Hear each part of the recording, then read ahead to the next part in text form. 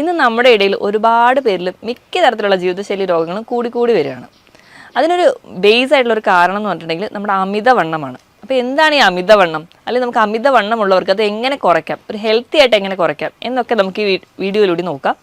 ഞാൻ ഡോക്ടർ പ്രിയ, കലോഞ്ചി ഡയറ്റിലെ മെഡിക്കൽ ഓഫീസറാണ്. അപ്പോൾ എന്താണ് ഈ അമിതവണ്ണം എന്ന് നമുക്ക് ആദ്യം തന്നെ നോക്കാം. അമിതവണ്ണം എന്ന് പറഞ്ഞാൽ നമുക്ക് നോർമലി എല്ലാവർക്കും അവരുടെ ഹൈറ്റിനനുസരിച്ച് വേണ്ട ഒരു വെയിറ്റ് ഉണ്ട്.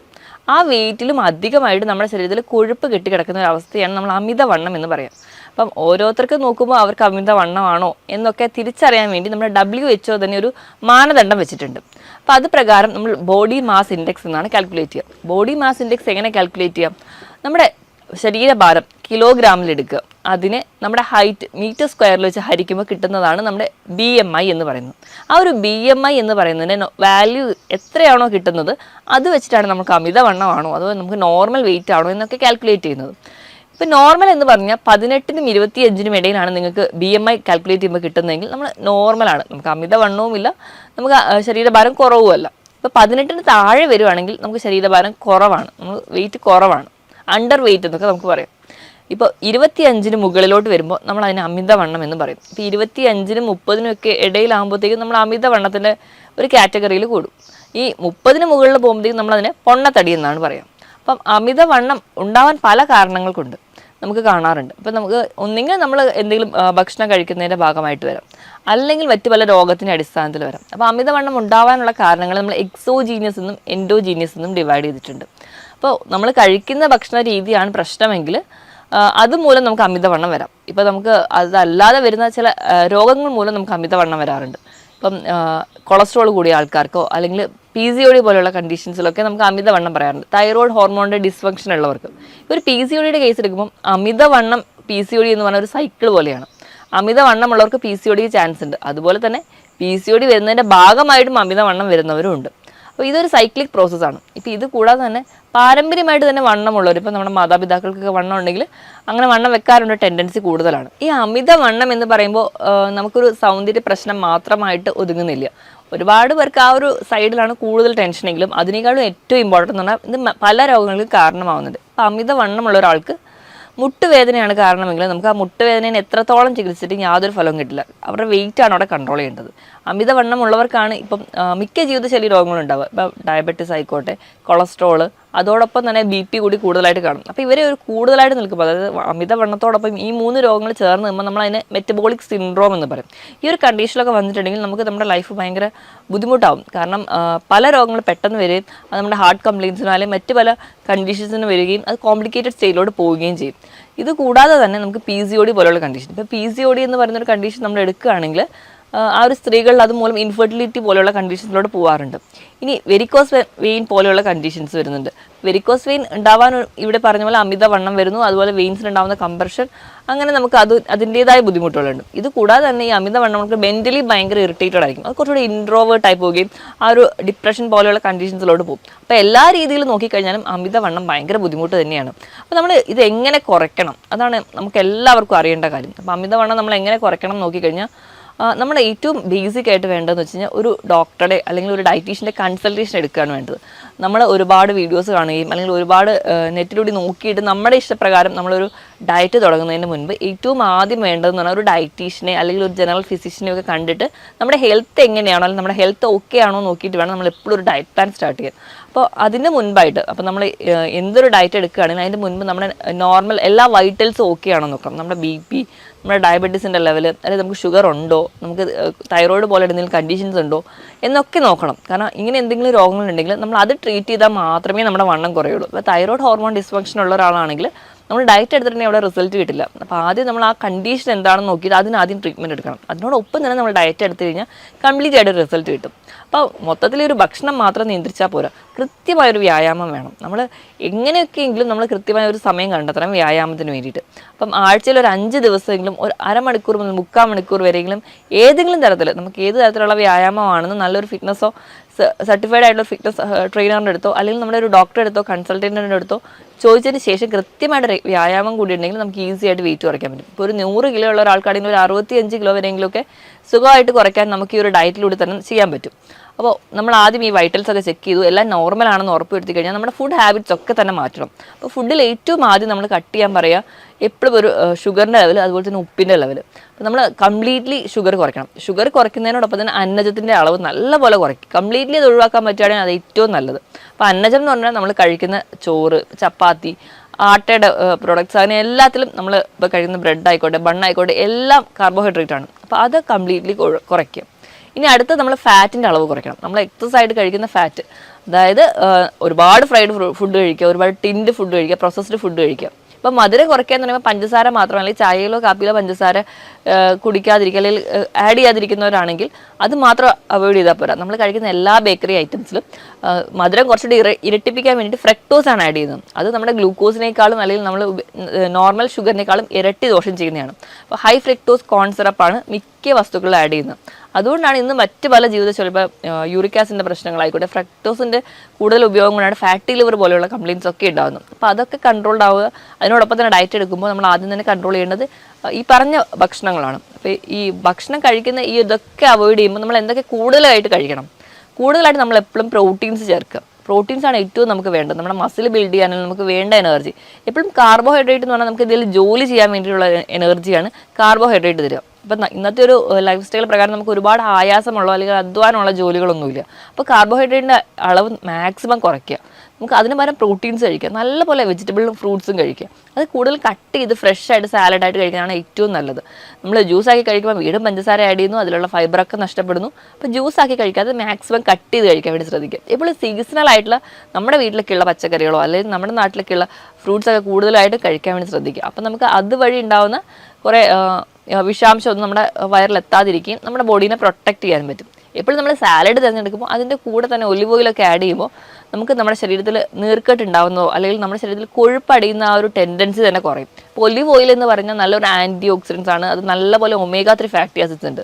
അപ്പോൾ ഇതൊക്കെ ഉള്ളത് കൊണ്ട് തന്നെ അപ്പോൾ നമ്മുടെ ശരീരത്തിൽ എന്തെങ്കിലുമൊക്കെ ഒരു ഫാറ്റ് അടിയാനുള്ള ടെൻഡൻസി ഉണ്ടെങ്കിൽ അത് മാക്സിമം കുറയുന്നത് കാണാം.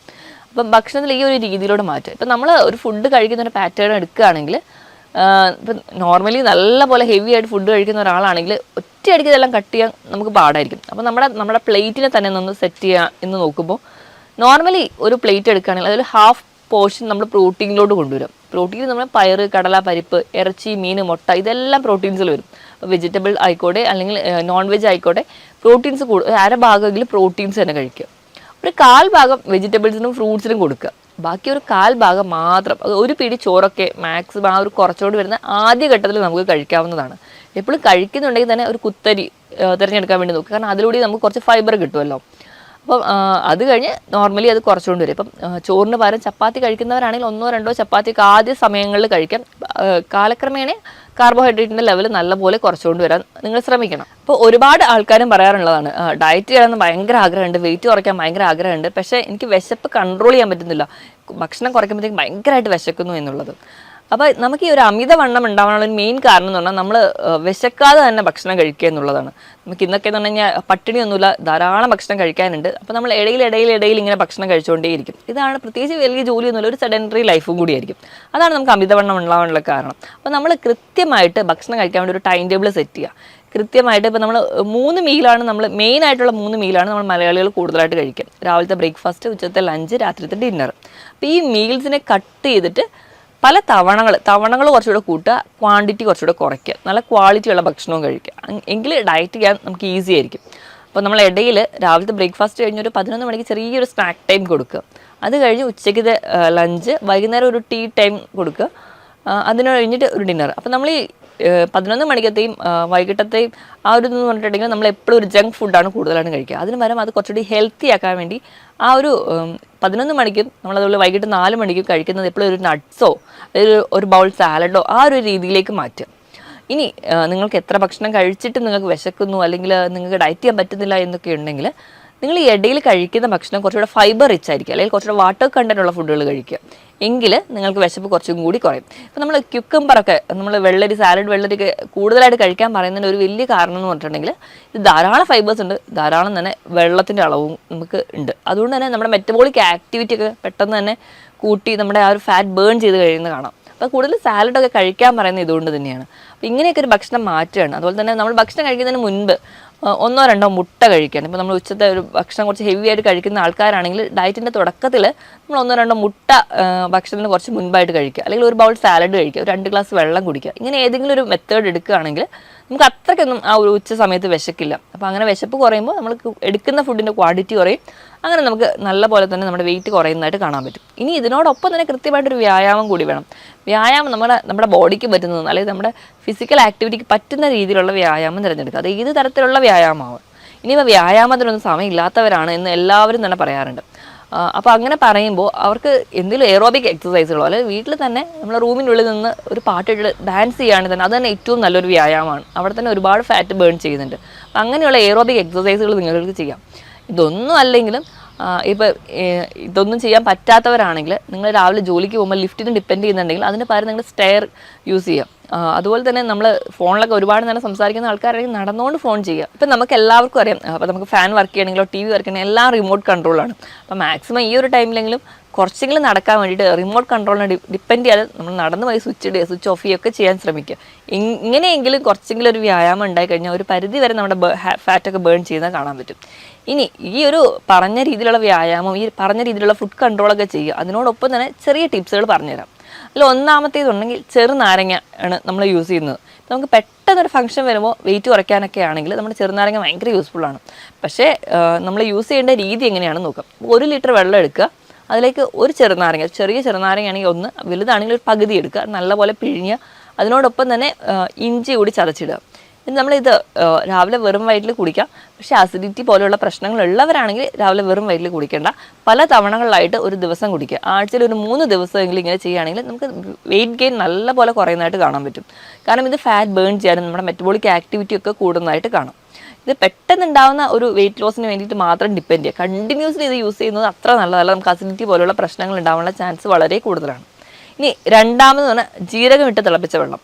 അപ്പോൾ നമ്മളൊരു 250 ml, അതായത് 1/4 ലിറ്ററോളം വെള്ളം എടുക്കുക, ഒരു നുള്ളു ജീരകം ഇട്ട് നല്ലപോലെ തിളപ്പിച്ച് ആ വെള്ളം നമ്മൾ സ്ഥിരമായിട്ട് കുടിക്കുകയാണെങ്കിൽ ഇത് നമ്മുടെ ഫാറ്റ് ബേൺ ചെയ്യാൻ സഹായിക്കും. ജീരകത്തിൽ തൈമോൾ എന്ന് പറയുന്നൊരു കണ്ടന്റ് ഉണ്ട്. ഈ തൈമോൾ എന്ന് പറയുന്ന കണ്ടന്റ് നമ്മുടെ പാൻക്രിയാസിൻ്റെ ആക്ടിവിറ്റി സ്റ്റിമുലേറ്റ് ചെയ്യും. അപ്പോൾ നമ്മുടെ വെയിറ്റ് കുറയും. ഇപ്പം നമുക്ക് ഡയബറ്റീസ് പോലെയുള്ള പ്രശ്നമുള്ളവരാണെങ്കിൽ അതും നല്ല രീതിയിൽ കൺട്രോൾ ആവാൻ പറ്റുന്നൊരു ഡ്രിങ്കാണിത്. അപ്പോൾ നമുക്ക് ഇത് ഡിപ്പെൻഡ് ചെയ്യാം. ഇനി മൂന്നാമതായിട്ട് സിനമാൾഡിഹൈഡ് കണ്ടന്റ് ഉള്ള കറുകപ്പട്ട ഇട്ട് തിളപ്പിച്ച വെള്ളം കുടിക്കാം. അപ്പോൾ കറുകപ്പട്ട നിങ്ങൾക്ക് ഒന്നുകിൽ പൊടിയായിട്ട് ഒരു നുള്ള ആഡ് ചെയ്യാം, അല്ലെങ്കിൽ ചെറിയ രീതിയിൽ ഒരു കഷ്ണം ആഡ് ചെയ്ത് നല്ലപോലെ വെള്ളം തിളപ്പിച്ച് അത് നിങ്ങൾക്ക് ദിവസവും മാറി മാറി കുടിക്കാവുന്നതാണ്. ഈ ഒരു സിനമാൾഡിഹൈഡ് എന്ന് പറയുന്ന കണ്ടന്റ് ഫാറ്റ് ബേൺ ചെയ്യാൻ നല്ല ഒരു മാർഗ്ഗമാണ്. അപ്പോൾ നമ്മുടെ എക്സസൈഡ് വരുന്ന ഫാറ്റ് അത് കുറയ്ക്കുന്നുണ്ട്. അതുപോലെ തന്നെ അതിൻ്റെ ഒരു എൻസൈമാറ്റിക് ആക്ടിവിറ്റി മൂലം നമ്മുടെ ശരീരത്തിൽ ഫാറ്റ് ഡിപ്പോസിറ്റ് ചെയ്യാനുള്ള ടെൻഡൻസി ഉണ്ടെങ്കിൽ അതും കുറയുന്നതായിട്ട് കാണാൻ പറ്റും. ഇനി നാലാമതായിട്ട് ആപ്പിൾ സിഡർ വിനെഗർ. ഇതും അസിഡിറ്റി പോലെയുള്ള പ്രശ്നമുള്ളവർക്കാണെങ്കിൽ കണ്ടിന്യൂസ്ലി യൂസ് ചെയ്യുന്നത് അത്ര നല്ലതല്ല. ഇനി അല്ലാത്ത ആൾക്കാരാണെങ്കിൽ 150 ml വെള്ളം എടുത്തിട്ട് അതിലേക്ക് 1 teaspoon apple cider vinegar add ചെയ്യുക, നല്ലോണം മിക്സ് ചെയ്തിട്ട് നിങ്ങൾക്ക് രാവിലെ വെറും വയറ്റിൽ കുടിക്കാം. പക്ഷേ അസിഡിറ്റി പോലെയുള്ള പ്രശ്നമുള്ളവരാണെങ്കിൽ ഇത് യൂസ് ചെയ്യാതിരിക്കുക. ഇത് നിങ്ങൾക്ക് ഇടയിലൊക്കെ കുടിക്കാവുന്നതാണ്. അങ്ങനെ ചെയ്ത് കഴിഞ്ഞാലും നിങ്ങൾക്ക് ഒരു പരിധി വരെ ഫാറ്റ് ബേൺ ചെയ്യുന്നത് കാണാം. പക്ഷേ കണ്ടിന്യൂസ്ലി ഇതൊക്കെ യൂസ് ചെയ്യുമ്പോൾ നമ്മുടെ ഇനാമൽ, നമ്മുടെ പല്ലിന് ചെറിയ കേട് വരാനൊക്കെയുള്ള ചാൻസുകളുണ്ട്. അപ്പോൾ മാക്സിമം ഇടയിൽ ഇപ്പോൾ ആഴ്ചയിൽ 3 ദിവസമോ അങ്ങനെയൊക്കെ മാറി നിങ്ങൾ കുടിക്കുന്നത് ഒരു പരിധി വരെ നിങ്ങളുടെ ഫാറ്റ് ബേൺ ചെയ്യും, നിങ്ങളുടെ വെയിറ്റ് കുറയുന്നതായിട്ടും കാണാൻ പറ്റും. ഇനി ഇപ്പോൾ ചില ആൾക്കാർക്ക് പ്രശ്നം എന്ന് വെച്ച് കഴിഞ്ഞാൽ വയറിൻ്റെ ഭാഗത്ത് അല്ലെങ്കിൽ ഇടുപ്പിൻ്റെ ഭാഗത്താണ് കൂടുതൽ കൊഴുപ്പെങ്കിൽ അവർക്ക് ചെയ്യാൻ പറ്റുന്ന ചില എക്സസൈസുകൾ നമുക്ക് നോക്കാം. ഒന്നാമതായിട്ട് ബ്രീത്തിങ് എക്സസൈസ്. എവിടെയെങ്കിലും നിവർന്നിരുന്നിട്ട് ശ്വാസം പതിയെ ഉള്ളിലോട്ട് എടുക്കുക, പതിയെ റിലാക്സ് ചെയ്യുക. ഒന്നാമത്തെ ബ്രീത്തിങ് എക്സസൈസാണ്. ഇനി രണ്ടാമത്തെ ആണെങ്കിൽ നമുക്ക് എവിടെയെങ്കിലും സ്റ്റഡി ആയിട്ട് തന്നെ ഇരിക്കുക, സ്റ്റഡി ആയിട്ട് എടുത്തിട്ട് ശ്വാസം നല്ലപോലെ ഉള്ളിലേക്ക് വലിച്ചെടുക്കുക, എന്നിട്ട് കുറച്ച് നേരം ശ്വാസം ഹോൾഡ് ചെയ്യുക. അപ്പോൾ നമ്മുടെ വയർ നല്ലപോലെ ടൈറ്റ് ആവും. അതുകൊണ്ട് തന്നെ ആ ഒരു ഏരിയയിലെ മസിൽസൊക്കെ കുറച്ചുകൂടെ വർക്ക് ചെയ്യുന്നതിൻ്റെ ഭാഗമായിട്ട് അവിടുത്തെ ഫാറ്റ് ബേൺ ചെയ്തു. അതിൻ്റെ ഭാഗമായിട്ട് നമുക്ക് ആ ഒരു ഏരിയയിൽ മസിൽസ് കുറയുന്നതിന് അല്ലെങ്കിൽ ആ ഒരു വർക്ക് കാരണം അവിടുത്തെ ഫാറ്റ് ബേൺ ചെയ്യുന്നത് കൊണ്ട് തന്നെ ആ ഒരു ഏരിയയിൽ തടി കുറയുന്നതായിട്ട് കാണാൻ പറ്റും. ഇനി ഒരു 15 സെക്കൻഡൊക്കെ ഇങ്ങനെ ഹോൾഡ് ചെയ്തിടുക, പിന്നെ റിലാക്സ് ചെയ്യുക, നോർമൽ ബ്രീത്തിങ്ങിലോട്ട് വരിക. ഒരു 15 തവണയെങ്കിലും ഇതേ പ്രോസസ്സ് തന്നെ കണ്ടിന്യൂ ചെയ്യുക, പിന്നെ നോർമൽ ബ്രീത്തിങ്ങിലോട്ട് വരിക. അത് കഴിഞ്ഞ് വീണ്ടും ഒരു 15ൻ്റെ സെറ്റ് എടുക്കുക. അങ്ങനെ ഒരു 30 തവണയെങ്കിലും ഒരു ദിവസം ചെയ്യുന്നത് നമ്മുടെ ആ ഒരു വയറിൻ്റെ ഭാഗത്തുള്ള കൊഴുപ്പ് അഴിയുന്നതിന് കാരണമാകും. ഇനി മൂന്നാമത്തേത് നമുക്ക് പ്ലാങ്ക് ചെയ്യുക. പ്ലാങ്ക് എക്സസൈസ് ചെയ്യുമ്പോഴും ആ ഒരു വയറിൻ്റെ ഏരിയയിൽ ഉണ്ടാകുന്ന മസിൽസൊക്കെ എൻഗേജ്ഡ് ആവുന്നതുകൊണ്ട് അവിടുത്തെ ഫാറ്റ് പെട്ടെന്ന് ബേൺ ചെയ്യുന്നതാണ്. ഈ തരത്തിലുള്ള വ്യായാമങ്ങൾ ചെയ്യുക. പറഞ്ഞ രീതിയിൽ എന്തെങ്കിലും ഒരു ജോഗിങ്ങോ അല്ലെങ്കിൽ നീന്തൽ അല്ലെങ്കിൽ നമുക്ക് സൈക്ലിങ് ഇങ്ങനെ എന്തെങ്കിലുമുള്ള വ്യായാമങ്ങൾ കൂടി ചെയ്യുകയാണെങ്കിൽ നമ്മുടെ ഫാറ്റ് പെട്ടെന്ന് ബേൺ ചെയ്യും. അതോടൊപ്പം തന്നെ ഈ പറഞ്ഞ രീതിയിലൊക്കെ ഒരു കൃത്യമായ ഒരു ഡയറ്റീഷ്യൻ്റെ അണ്ടറിൽ തന്നെ നിങ്ങൾ ഡയറ്റ് ഒരു കൃത്യമായ ഒരു ചാർട്ടിലൂടെ തന്നെ ഡയറ്റ് കൂടി എടുക്കുകയാണെങ്കിൽ നല്ല രീതിയിൽ വെയിറ്റ് കുറയും. വെയിറ്റ് കുറഞ്ഞു കഴിഞ്ഞാൽ തന്നെ മിക്ക രോഗങ്ങളെ നമുക്ക് കൺട്രോളോട് കൊണ്ടുവരാനും പറ്റും. നമ്മൾ മെഡിസിൻസിനെ ഡിപ്പെൻഡ് ചെയ്ത് പല രോഗങ്ങൾക്കും പല രീതിയിലുള്ള മെഡിസിൻസിൻ്റെ കൺട്രോളോട് പോകുന്നതിൻ്റെ മുൻപ് നമുക്ക് ഈ പറഞ്ഞ രീതിയിൽ നമ്മുടെ ലൈഫ് സ്റ്റൈൽ മോഡിഫൈ ചെയ്യുകയാണെങ്കിൽ ഹെൽത്തി ആയിട്ട് ഇരിക്കാൻ പറ്റും. ഞാൻ ഈ പറഞ്ഞ കാര്യത്തിൽ എന്തെങ്കിലും ഡൗട്ട് ഉണ്ടെങ്കിൽ താഴെ കാണുന്ന നമ്പറിൽ കോൺടാക്ട് ചെയ്യുക. മറ്റൊരു ഹെൽത്ത് ടോപ്പിക്കുമായിട്ട് വീണ്ടും കാണുന്നവരെ നന്ദി.